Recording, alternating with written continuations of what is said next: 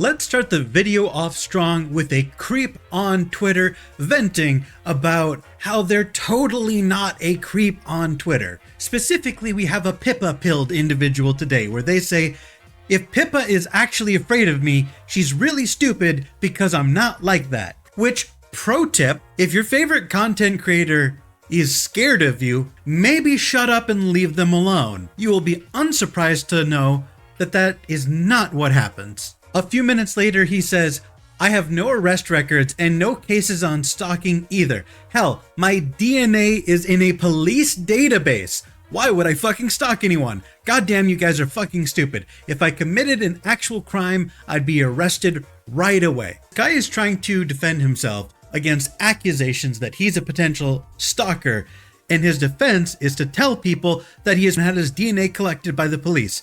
My guy, that doesn't make you look better, that makes you look worse. Stop talking.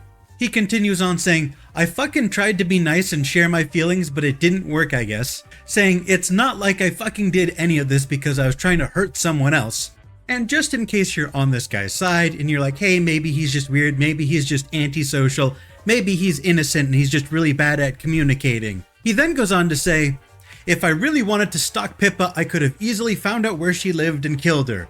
Which, bro, bragging about how easy it would be to stalk and kill your favorite content creator doesn't make you look innocent. Why would you say that? Stop talking. He then goes on to brag that, I'm not even joking, it's not that difficult to dox someone else even if they're hiding behind a company. Now, I don't know what the context behind this post is because the original poster censored the name of the person who made all of these posts. Now, luckily, or at least luckily for my own personal sanity, the dude got permabanned, because of course he did. He's making comments about stalking and killing a content creator. That's fucking weird. The only context for this guy and what he did that was perceived to be stalkerish and creepy is according to Chromu. She says, the guy who sent this super chat has been sending me bizarre emails about his crush on Pippa for the last few weeks. He legit sent me his phone number and asked me to give it to her. I don't even respond, he's just talking to himself in my emails about it. Look, guys, dudes, homies, listen to me. There's nothing wrong with having a crush on your favorite content creator or streamer or VTuber or whatever, that's fine. But it is not socially acceptable to spam them with comments about how much you love them, or your romantic feelings for them, or your sexual feelings for them. Just leave them alone. And there's nothing wrong with telling your favorite creator that you love them and that you appreciate all the things they do. That's totally normal. But it is really fucking weird to try and get the personal contact details of those public figures and actively try to pursue a romantic relationship with these content creators. It's not gonna happen. The anime girl on the internet doesn't actually love you, bro. Relax. I will say it's nice to see that all the comments under this post are all in unanimous agreement that this guy fucking sucks. With this commenter saying, if I really wanted to stalk Pippa, I could have easily found out where she lived and killed her. Followed by, she lives with her parents, and he would be immediately murked by Papakin if he dared get near their house. Which, absolute facts. There's no shot. Pippa and her whole family are fucking unhinged. If you tried to terrorize her, it would not end well for you, my boy. With so many people agreeing with me and pointing out how fucking weird it is to say, my blood is in a police database as a defense against accusations of being a creep. Bro really just outed himself as a creep while trying to convince people he's not a creep. Wild move. And I could go through these comments all day, but I think I'm gonna leave it off on this tweet that says, Pippa is my Kamiyoshi, and the idea of dating her sounds horrible. How down bad are you? I couldn't agree more. I couldn't agree more. I love Pippa so much. She is hysterical. I love watching her content. I would never in a million years date that woman. Even if I were straight, which hopefully it's obvious that I'm not. I would not pursue this schizophrenic rabbit. I don't need that drama in my life. The next thing I want to talk about is, can we all just check in on Shondo and make sure she's doing okay? She made this post where she said that her waist is 48 centimeters in circumference, which for those of you that only speak American is actually smaller than the short circumference of a full-size football. Now, I don't know how short Shondo is. Maybe she's microscopic and it's not that bad, but I don't think this is healthy. And can we all just collectively agree to check in on her and make sure she's okay? I know there's nothing that realistically I could do, but like, holy shit, that's tiny. Now, on the surface, I really like the idea that Twitch is going to be more vocal and more specific about what the rules on their platform are and how they're going to go about enforcing them. I am a huge fan of transparency, and I am fully confident that none of these new policies are going to be extremely infuriating. Sarcasm aside, let's actually dig into the updates. New enforcement note on self-destructive behavior. Prohibited examples: taking shots of alcohol for subs, or doing the cinnamon challenge for a set amount of bits. And for a little bit of context about how well that particular update was received, Pippa replied with, "YouTube lets me do shots for donos, so fuck you," which she's not wrong. There's a lot of shit that Twitch puts people through that people don't have to deal with on YouTube. Which is not to say for even a nanosecond that YouTube doesn't have its own problems, but these weird 3, 4, 5, 6, 7 day bans are really fucking annoying, and they seem to dish these out willy-nilly. I really also appreciate this tweet: streaming on Twitch can be considered self-destructive behavior. Agreed. There's a new enforcement note on youth safety. Now, the original poster, Zach, chose to focus on how this is effectively going to get accounts in trouble if they go, "Haha, I'm 12 by the way," or "I'm using my dad's account because I am 11," which isn't really all that new because Twitch is a 13 plus website for better or worse, and banning people for saying that they're underage when they're not has been a pre-existing issue, so this isn't really new. But I actually want to dive deeper into this particular screenshot because I think it lends to a much more interesting conversation. They say that depicting fictional anime characters of a childlike appearance, including lollies and shotas, with any kind of sexual framing is not allowed. This applies to VTubers and within games where avatars are uploaded, such as VR chat, with childlike avatars, even if the broadcaster and operator of the avatar is above the age of 18, and any humor regarding anything sexual in relation to minors will result in immediate action on your account. Now, on the one hand, I understand that Twitch doesn't want lewd material of lollies and shotas on their platform. Like, to an extent, I understand what they're getting at.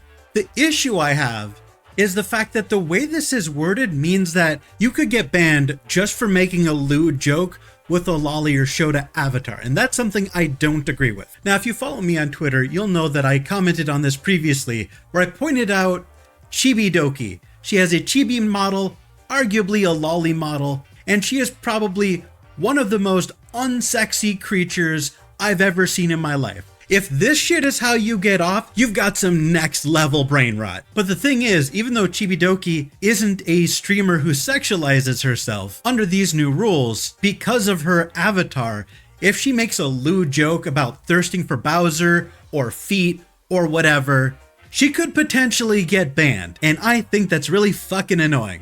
The next enforcement note is one I actually agree with. It basically just says don't say the N-word with a hard R, which, yeah. They go on to explain that they'll take into consideration if the reported user belongs to that targeted protected group to help determine if an offense occurred, which is just a lot of legal speak to say, don't say the N-word unless you're black, which I know for some reason that's a touchy subject for a lot of people. I personally agree with it. Even the comment section agrees that this is a good change, but honestly, I don't think this is necessarily a change in policy so much as just a reminder not to say slurs in chat. All in all, not that serious. Their next enforcement note is just that you can't do randomized video content, which isn't new. This was always a thing you couldn't do. We move on. And now for the one that people care the most about, and that's their enforcement on sexual content. So the first note is where they say, basically, you can't have an OnlyFans link in your bio, and you're not supposed to highlight intimate body areas, which is to say, you're not supposed to focus on your ass and titties. Which, can I just say, this has always been a rule and it's rarely enforced. A rule isn't a rule if you never enforce it.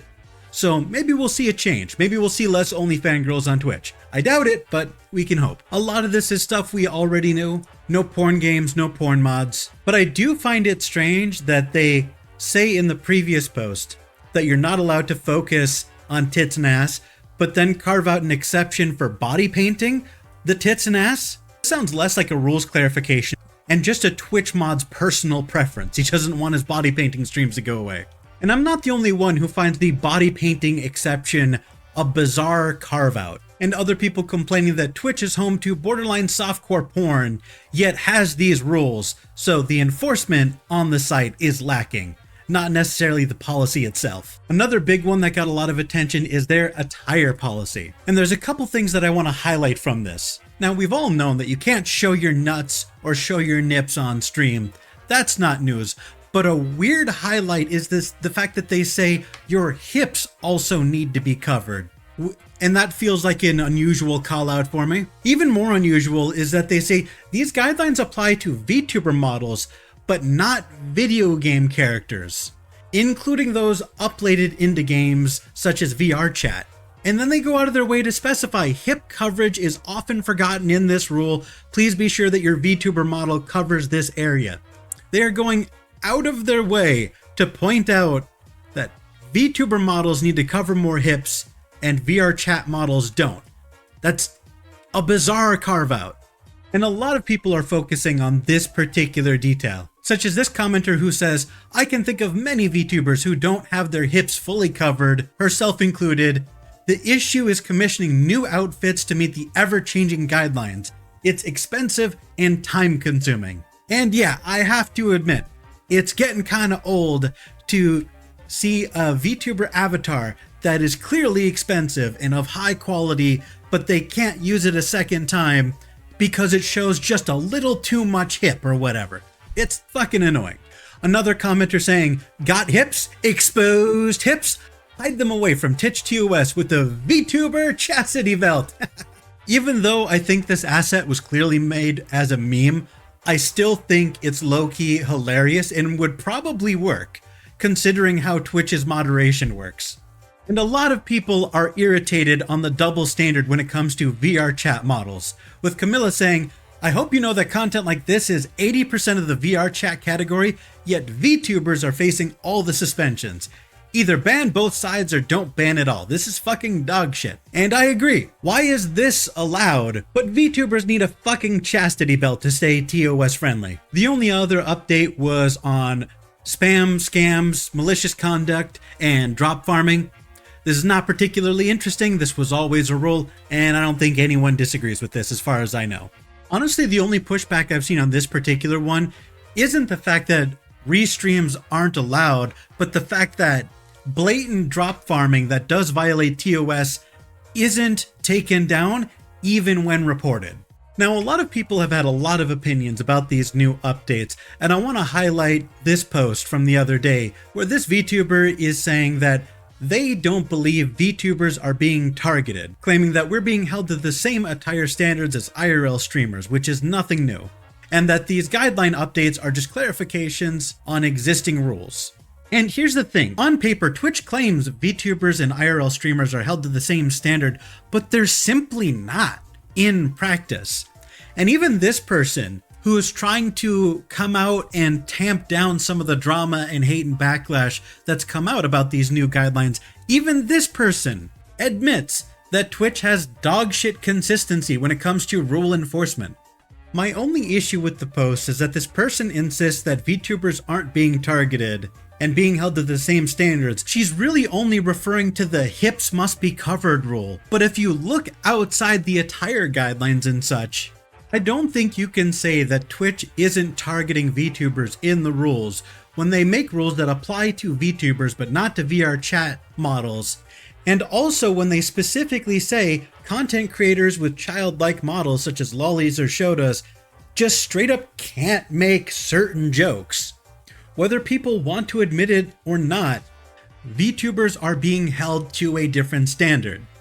And even if you agree with the standards that are on paper, as Legal Mindset points out, if a law, rule, or regulation is only being forced against one specific class of people, while another class of people gets wholesale immunity, that would absolutely constitute targeting. Realistic enforcement trumps how a policy reads on paper.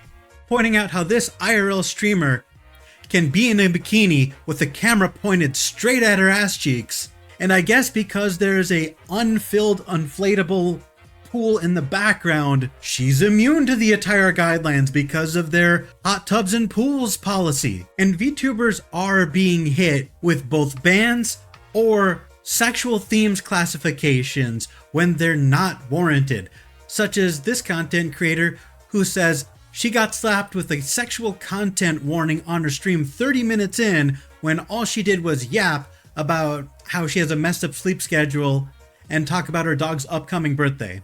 One more thing I want to talk about before I end the video is to announce that Project Kawaii is actually shutting down. They will be ceasing operations as of November 30th. We have one more corporation in another long procession of VTuber corpos shuttering their doors. And to come so quickly on the heels of Idol Corp effectively collapsing and being bought out by Brave Group, it is disheartening but not surprising to see. Trying to support an entire media company off of what is effectively just a revenue share from a handful of Twitch and YouTube live streamers just isn't the sustainable business model we all hoped it would be. It is worth mentioning that they say that they will be allowing all of their talents to go indie, which is good news. I think this is becoming the standard, and I'm glad that trend is continuing. I can't comment on this too much because I'm not particularly familiar with that organization, but I do more or less agree with this meme right here. Production Kawaii dissolving. Sad news. Production Kawaii talents going indie. Yeah, that I can get behind. Like, it's a shame that it didn't work out, but I have very consistently and very loudly said that I prefer talents being indie because I just don't like the restrictions that a corporation puts on their talents. And I have to agree with this comment that says that this year has been brutal for small agencies. The last thing that I want to talk about is this post that I was tagged in, where a friend of the channel, KagiVid, says that Mikeneko and Mafu Mafu have squashed the beef, saying he still feels iffy about supporting her, especially after the whole VShojo debacle. With Rima Evenstar coming out and saying, the case has been settled with the condition that both sides must no longer be in contact with each other. Which I think likely would be for the best. When you've got an unresolvable interpersonal conflict, rather than stretching out the drama long past the point where it's made clear this isn't going to be resolved amicably, sometimes you just need to give up the fight. And the post specifies that the dispute between the two has been resolved by mutual consent, with both civil and criminal claims abandoned. And I want to point out what Mafu Mafu said in his response, where apparently during the trial, the judge said, both sides may not be prosecuted, and even if they are, I don't think the punishment will be severe. Wouldn't it be better to value your time and your life rather than continuing fighting for a long time? And he realized that that was true. It's been more than 2 years since he started preparing for the trial with no end in sight. This isn't a situation that I've covered in any great detail because, to be honest, I was waiting for all this to get resolved. I wanted to see the results of the trial before I made any claims or statements, because I feel like it would be very easy to accuse me of being biased, spreading misinformation, getting one guyed by someone in the comments who just said some shit that sounded believable but wasn't actually true. This whole situation felt a little sticky, and honestly, I'm just glad it's over with. One thing I do find interesting is that a lot of the people in the comments appear to be taking Mafu Mafu's side in all of this, with comments such as, he only wanted restitution/justice, but it seems everyone was like, dude, it's not worth it, give it up. Let's start the countdown for the next Mikeneko drama. Other comments saying, I stopped being a quote Rushia fan just when she silently graduated as Nazna. Nazna was her redemption arc, but she'd decided to go down herself. From that point on, she was irredeemable. A lot of people are upset because they feel like female victims of abuse find it easier to achieve justice and send their abusers away to jail. whereas male victims are just not considered important enough for society and they get ignored and told to just put up with it. Now, I disagree with the idea that female victims of abuse have an easy time sending their abuser to jail. The exact specifics of the statistics vary wildly depending on what demographic and time period you're looking at, with a rough estimate being only 25 out of every 1,000 perpetrators actually end up in prison. So I do want to point out, factually, regardless of what specific set of statistics you're looking at, the conclusion is the same. Abusers rarely get punished for their actions. If you want to make the point that male victims are treated with a lot less sympathy typically, I would agree with that. But I think it's disingenuous and immoral to pretend that female victims have it easy. Now, if you don't fully understand the context of what exactly transpired between these two, don't be alone. I don't fully understand it either, and I really don't want to come out and say Mikeneko did this and Mafu Mafu did that, because quite frankly, I don't know. All I've heard is accusations of abuse, and I was really hoping we'd get an official verdict so I could speak with authority and give you the full story of what happened, but it looks like that's not going to happen. But ultimately, that's everything I wanted to talk about. Be sure to leave any comments in the comment section down below if you have any opinions you want to share. I'm out. Later, guys.